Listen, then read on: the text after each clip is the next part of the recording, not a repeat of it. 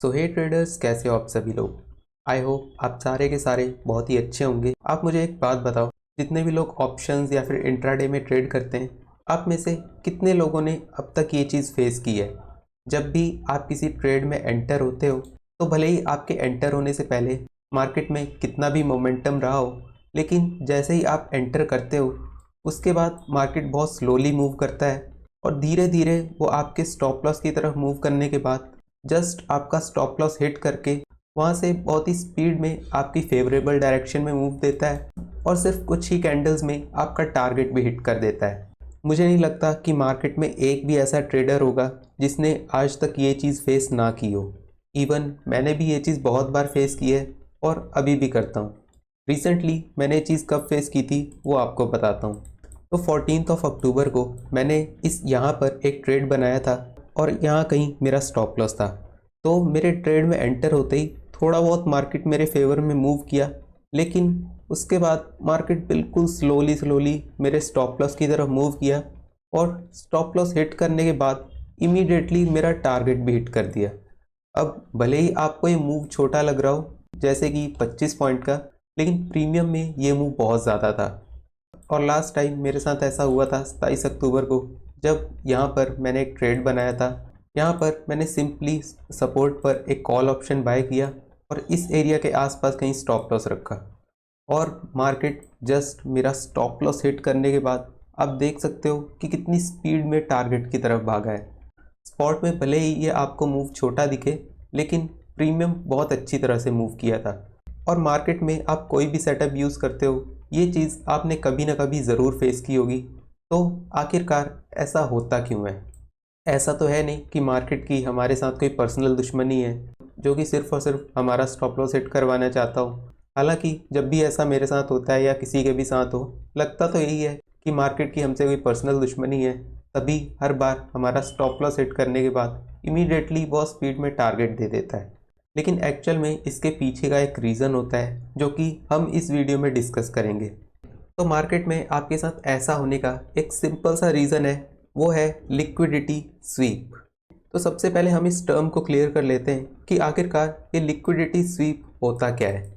Liquidity SVEEP समझने के लिए सबसे पहले आपको ये पता होना चाहिए कि आखिर ये लिक्विडिटी क्या होता है। बेसिकली मार्केट में जो भी बायर्स और सेलर्स के बीच ट्रांजैक्शन होता है उसे ही हम लिक्विडिटी कहते हैं। अब मान लो कि आप निफ्टी का कोई कॉल ऑप्शन बाय करना चाहते हो, तो उस कॉल ऑप्शन को बाय करने के लिए ज़रूरी है कि मार्केट में कोई सेलर अवेलेबल हो। अगर उस कॉल ऑप्शन को कोई सेलर सेल कर रहा होगा तभी आप उसे बाय कर पाओगे। अगर मार्केट में उस कॉल ऑप्शन को सेल करने के लिए कोई सेलर अवेलेबल ही नहीं होगा तो आप उसे बाय भी नहीं कर पाओगे। तो इस केस को हम कह सकते हैं कि मार्केट में लिक्विडिटी नहीं है। अब हम चलते हैं अपने उस टॉपिक पर जिसे समझना आपके लिए थोड़ा इम्पॉर्टेंट है, वो है लिक्विडिटी स्वीप। लेकिन इस लिक्विडिटी स्वीप को समझने से पहले आप एक बेसिक कॉन्सेप्ट को समझो। जब भी मार्केट को किसी डायरेक्शन में एक बड़ा मूव देना होता है, बड़ा मूव देने के लिए मार्केट को चाहिए होती है लिक्विडिटी। और जैसा कि मैंने आपको समझाया कि लिक्विडिटी का मतलब बाइंग और सेलिंग ऑर्डर से है। तो जिस डायरेक्शन में भी मार्केट को एक शार्प और बड़ा मूव देना है, तो वो बड़ा मूव देने के लिए मार्केट को बल्क में ऑर्डर्स भी चाहिए होंगे, यानी कि लिक्विडिटी। अब मान लो मार्केट को अप ट्रेंड में मूव करना है। अब बड़े अप ट्रेंड में मूव करने के लिए मार्केट में बाय ऑर्डर्स ज़्यादा लगेंगे और मार्केट एक स्ट्रॉन्ग अप ट्रेंड को तभी कंटिन्यू कर पाएगा जब उसे इनफ क्वांटिटी में सेल ऑर्डर्स मिलेंगे। अब जैसा कि मैंने आपको पहले भी कहा था, अगर आपको मार्केट में कोई चीज़ बाय करनी है तो वो आप बाय तभी कर पाओगे जब उसे सेल करने के लिए कोई अवेलेबल होगा। अगर उसे सेल करने के लिए अवेलेबल ही नहीं है तो मार्केट भी मूव करेगा नहीं। तो बेसिकली जब भी मार्केट अप ट्रेंड में मूव करता है तो बाय ऑर्डर्स की नीड को फुलफिल करने के लिए मार्केट को चाहिए सेल ऑर्डर्स। अब ये सेल ऑर्डर्स मार्केट उठाता है लिक्विडिटी एरिया से, जहाँ पर लोगों के स्टॉप लॉस होते हैं। अब ये सिंपल सी चीज़ तो आपको पता होगी कि मार्केट में जो भी बायर्स के स्टॉप लॉस होते हैं वो सेल ऑर्डर्स होते हैं और जो सेलर्स के स्टॉप लॉस होते हैं वो बाय ऑर्डर्स होते हैं। एग्जाम्पल के लिए मान लो यहाँ पर किसी ने कॉल ऑप्शन को बाय किया है और यहाँ पर उसका स्टॉप लॉस है।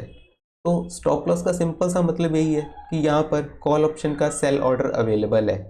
तो जिन एरियाज़ पर भी मार्केट में स्टॉप लॉस अवेलेबल होते हैं उन्हें ही हम कहते हैं लिक्विडिटी एरिया, और ये ऑर्डर्स मेजरली स्विंग पर ही अवेलेबल होते हैं। अगर हम इस स्विंग की भी बात करें तो इसे भी हम एक लिक्विडिटी एरिया कह सकते हैं, जहाँ से मार्केट में लोगों ने सेल करना शुरू किया, और जैसा कि मैंने कहा सेलर्स के स्टॉप लॉस यानी कि बाय ऑर्डर्स होते हैं।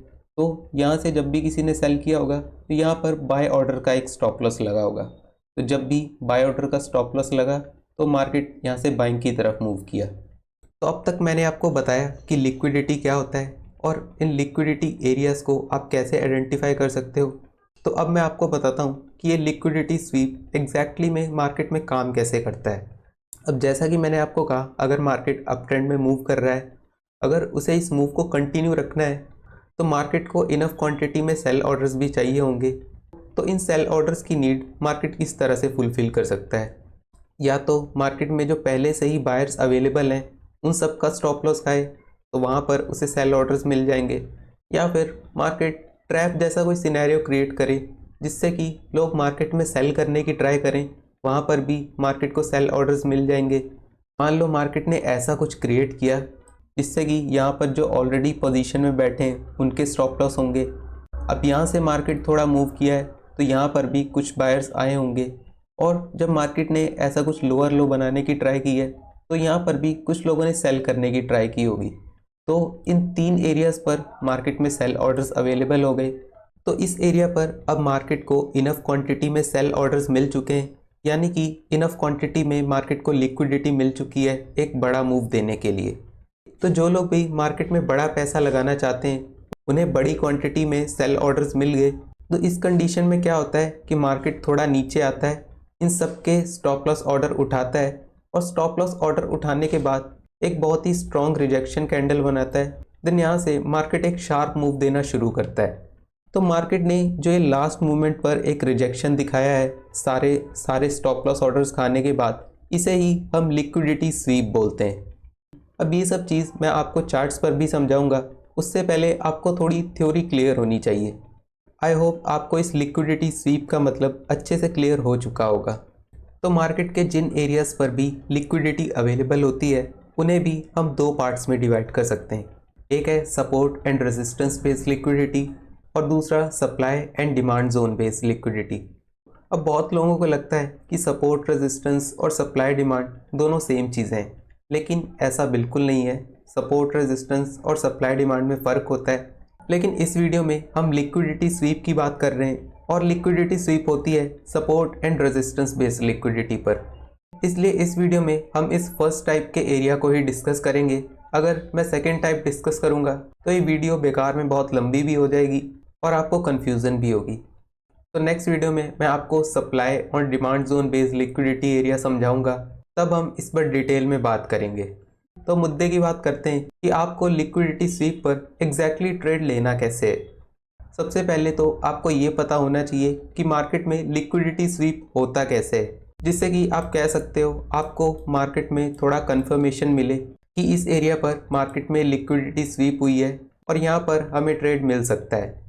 तो जब भी आपको लिक्विडिटी एरिया पर लिक्विडिटी स्वीप पर ट्रेड लेना है, उसके लिए आपको ये दो लाइंस याद रखने की ज़रूरत है कि मार्केट किसी पर्टिकुलर सपोर्ट और रेजिस्टेंस एरिया से एक स्ट्रॉन्ग रिजेक्शन लेता है, और उस रिजेक्शन के बाद वो प्रीवियस कैंडल की बॉडी को पूरा कवर कर लेता है। एग्जाम्पल के तौर पर मान लो कि मार्केट एक अप ट्रेंड में था, तो अप ट्रेंड में चलते हुए मार्केट ने बाइंग की तरफ एक लिक्विडिटी रिजेक्शन दिखाया, जहाँ पर ये एक रेड कैंडल है और इस ग्रीन कैंडल ने नीचे जाने की ट्राई की। हो सकता है यहाँ पर कोई लिक्विडिटी एरिया हो। इस लिक्विडिटी एरिया को स्वीप करने के बाद मार्केट ने यहाँ पर एक रिजेक्शन लिया और एक ग्रीन बुलिश कैंडल में क्लोज देकर अपनी पिछली कैंडल की बॉडी को भी कवर कर लिया। तो यहाँ पर हम एक बुलिश ट्रेड प्लान कर सकते हैं। इस चीज़ को अभी हम एग्जैक्टली चार्ट्स पर भी डिटेल में डिस्कस करेंगे, वहाँ पर आपको और अच्छे से क्लियर हो जाएगा। तो मैंने बहुत से यूट्यूबर्स को देखा है, वो रैंडमली कुछ भी चार्ट्स में आपको कहीं से भी सपोर्ट, रेजिस्टेंस पर कोई भी रिजेक्शन दिखाएंगे और वहाँ से आपको बताएंगे कि यहाँ पर लिक्विडिटी स्वीप हुई है। लेकिन ऐसे रैंडमली चीज़ें बताकर कोई फ़ायदा है नहीं। तो इस वीडियो में मैं आपको कुछ भी रैंडम चीज़ें नहीं बताऊँगा, मैं वही चीज़ें बताऊँगा जो एग्जैक्टली मैंने एक्सपीरियंस की है, और ऐसी चीज़ें बताऊँगा जो कि सच में आपकी ट्रेडिंग में कुछ वैल्यू क्रिएट कर सकें। वरना चार्ट बनने के बाद मैं भी आपको कुछ भी रैंडमली कॉम्प्लिकेटेड चीज़ें बता दूंगा जो कि वीडियो ख़त्म होने के बाद सब आप भूल जाओगे। इसलिए मैं लिक्विडिटी स्वीप बेस पर दो सेटअप्स की बात करूंगा, जिसमें से एक होगा विद ट्रेंड, यानी कि ट्रेंड के साथ में आपको लिक्विडिटी स्वीप आइडेंटिफाई करके उस पर ट्रेड ले सकते हो, और दूसरा अगेंस्ट द ट्रेंड, यानी कि अगर मार्केट अप ट्रेंड में मूव कर रहा है वहाँ पर आप पुट के साइड में लिक्विडिटी स्वीप आइडेंटिफाई करके वहाँ पर ट्रेड कैसे ले सकते हो। तो पहले मैं आपको ये दो सेटअप समझा देता हूँ, उसके बाद हम चलते हैं चार्ट्स पर उन सेटअप्स को बैक टेस्ट करने के लिए। अगर हम पहले टाइप के सेटअप की बात करें, जो कि हमें ट्रेंड के साइड में लिक्विडिटी स्वीप को आइडेंटिफाई करना है। अब मान लो मार्केट एक स्ट्रॉन्ग डाउन ट्रेंड में है, तो ऐसे में हमें किन लोगों की लिक्विडिटी की ज़रूरत है।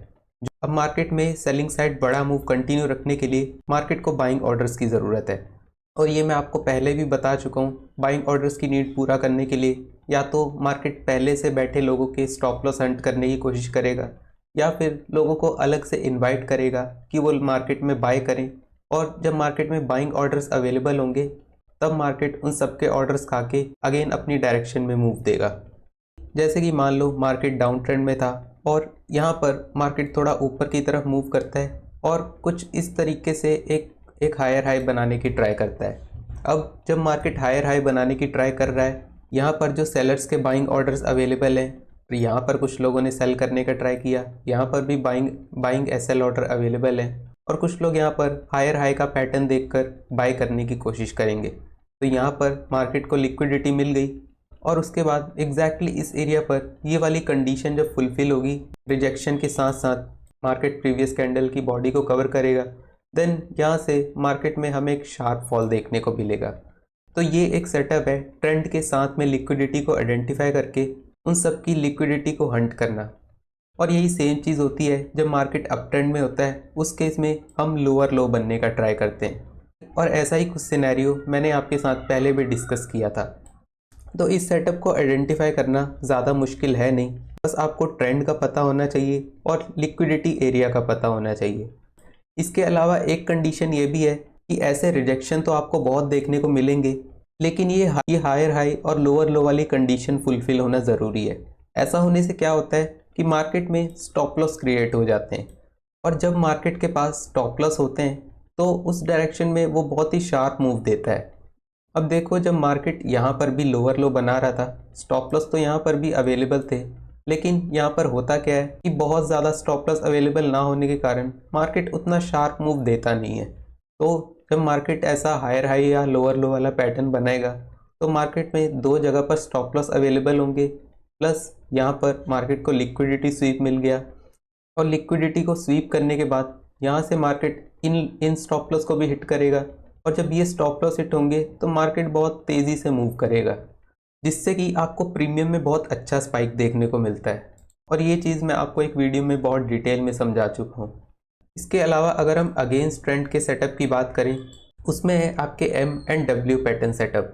इस पैटर्न को आइडेंटिफाई करना थोड़ा सा मुश्किल होता है, क्योंकि मार्केट बहुत सडन मूव देता है और लोगों को कैप्चर करने का मौका ही नहीं देता।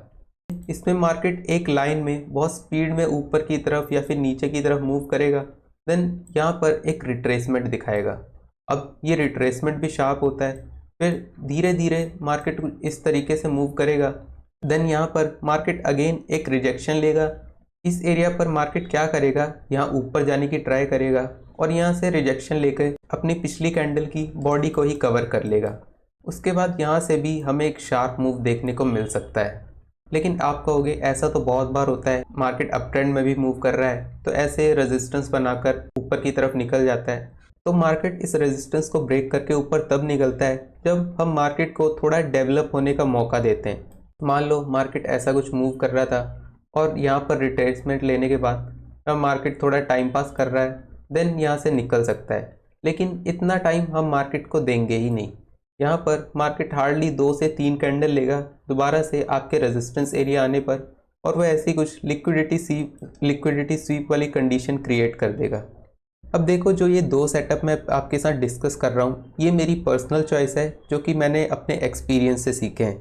आप चाहो तो इस लिक्विडिटी स्वीप के कॉन्सेप्ट को यूज़ करके अपना खुद का भी कोई सेटअप बना सकते हो, उसमें ऐसी कोई बड़ी बात नहीं है।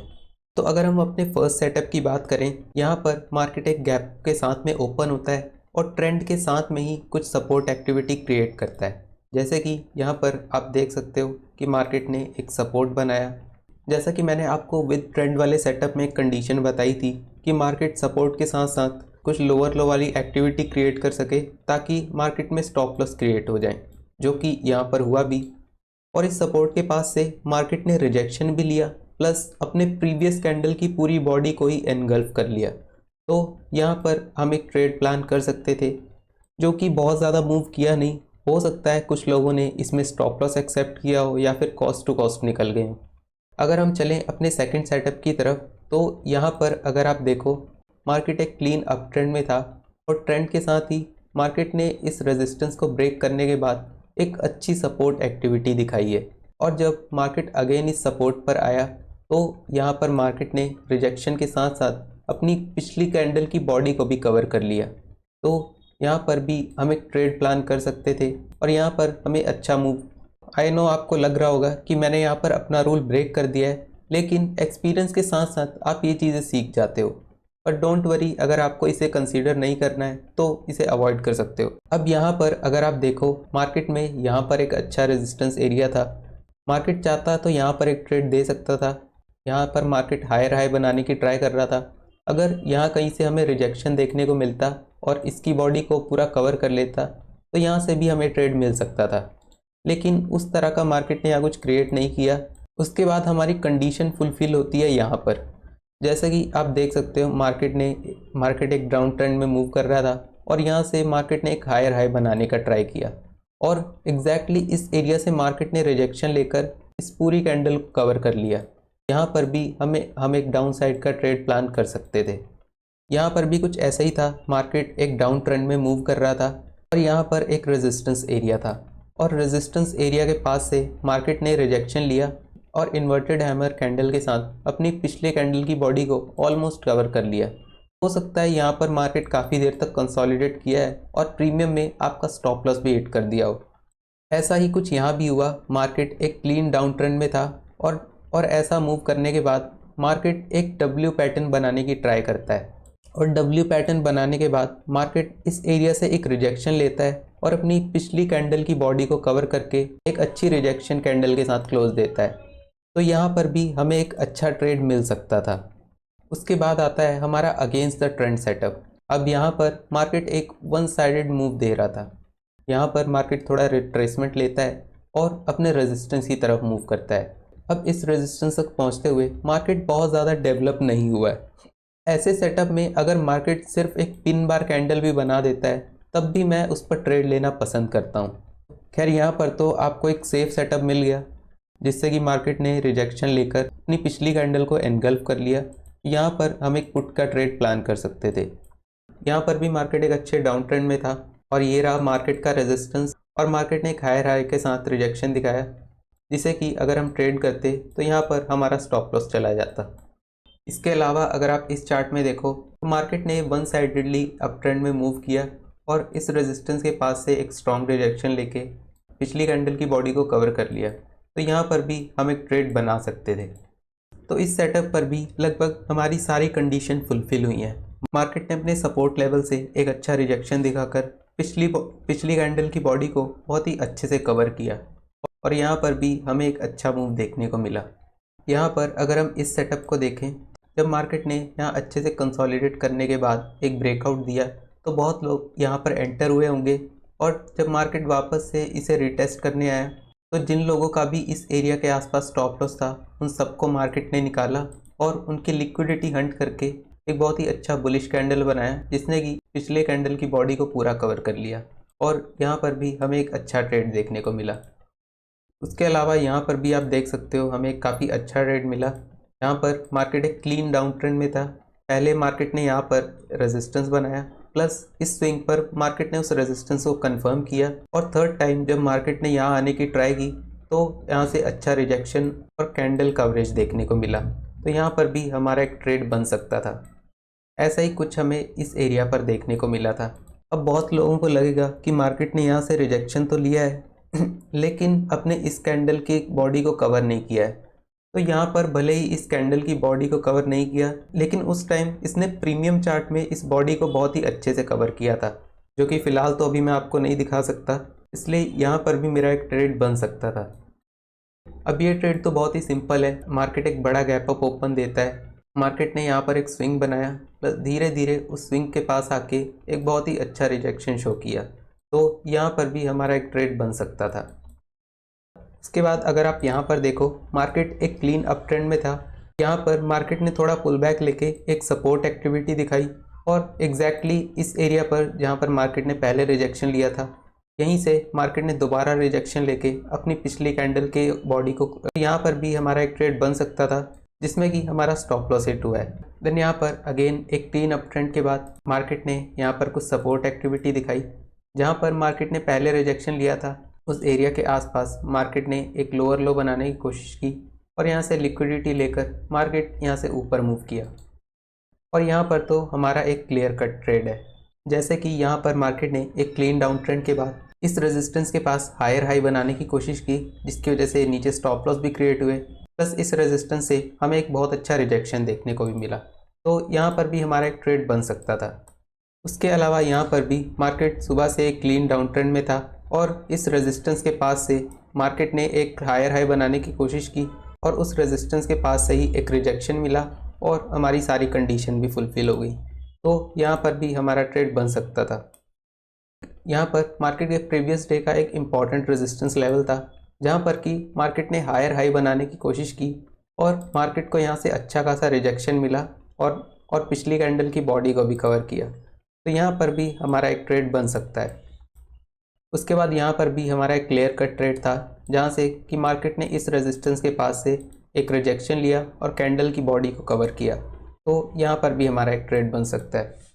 उसके बाद आप यहाँ पर भी देख सकते हो कि मार्केट एक क्लीन डाउन ट्रेंड में था और डाउन ट्रेंड में होने के बाद भी मार्केट ने यहाँ पर एक डब्ल्यू पैटर्न बनाने की कोशिश की और इस रेजिस्टेंस के आसपास से मार्केट ने रिजेक्शन लिया और यहाँ पर हमें एक ट्रेड और दिया। तो मेरे ख्याल से इतने एग्जांपल्स आपके लिए काफ़ी होंगे, जिससे कि आपको लिक्विडिटी स्वीप के जो भी सेटअप्स हैं उसका अच्छे से आइडिया हो जाना चाहिए। बाकी एक वीडियो में मैं आपको अपना सारा एक्सपीरियंस तो शेयर करने से रहा, क्योंकि कुछ चीज़ें आप मार्केट में प्रैक्टिस करके ही सीखते हो। बाकी अगर आपको मेरे सेटअप्स में कुछ कमी लगती है तो आप खुद से भी अपना दिमाग यूज़ करके लिक्विडिटी स्वीप का कोई सेटअप क्रिएट कर सकते हो। मेरा मेन मोटिव आपको ये समझाना था कि लिक्विडिटी स्वीप एक बहुत ही पावरफुल कॉन्सेप्ट है। अगर इसे आप सीख लेते हो तो इससे रिलेटेड आप कोई भी सेटअप यूज़ करो, वहाँ पर आपको अच्छे ट्रेड मिल सकते हैं। तो मुझे नहीं लगता कि लिक्विडिटी स्वीप को किसी ने इतनी ईजिली आज तक सिखाया होगा, वो भी स्पेसिफिक सेटअप्स और इतने सारे एग्जांपल्स के साथ में। वो आपको चार्ट में कुछ भी रैंडमली चीज़ें बताते हैं जो कि लाइव मार्केट में आइडेंटिफाई करना बहुत ही मुश्किल होती है। अब ऐसी चीज़ों में मैं भी आपको कॉन्सेप्ट बताने को बहुत कुछ बता सकता हूँ, लेकिन चार्ट बनने के बाद इससे अच्छा आप चीज़ों को एक्सेप्ट करो, जो चीज़ें सिंपल हैं और मार्केट में आइडेंटिफाई कर सकते हो, उन्हीं चीज़ों को समझने की कोशिश करो। बाकी होप करता हूँ कि आपको लिक्विडिटी स्वीप का कॉन्सेप्ट अच्छे से समझ आ चुका होगा। आज की वीडियो में इतना ही। मैं मिलता हूँ आपसे नेक्स्ट वीडियो में, तब तक के लिए बाय।